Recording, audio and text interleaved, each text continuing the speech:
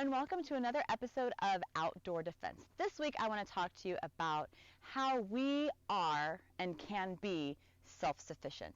Self-defense is like life survival for the most part. I don't know if any of you out there have taken a survival course or a wilderness safety course, and there's a lot of things that they tell you for, like, worst case scenarios. What if you get stuck out in the wilderness overnight or for a couple days? Maybe you injured yourself or you lost a trail or something unexpected happens. And that's what self-defense is all about. It's for helping us prepare for the unexpected so that we have options and we have skills and education to fill in those gaps so that we can handle ourselves in that situation.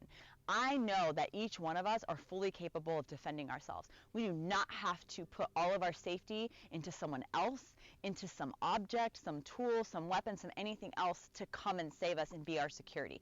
We are our own security, and owning that is so powerful and can give us such confidence when we know that we can. You do not have to rely on someone else to come and save you. We can save ourselves. Now, of course, is it wrong to ask for help? Is it wrong to have people help you? No, absolutely not. If you have someone who can step in and help you, if there's safety nearby, etc., we want to be able to be there for each other. It's called being an ally and being an active bystander and looking out for each other.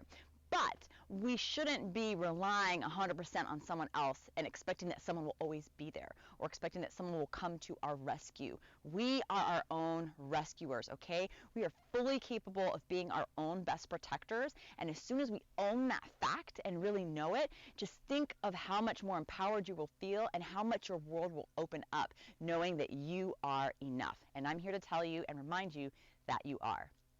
All right, thanks so much for watching, and see you next time on Outdoor Defense.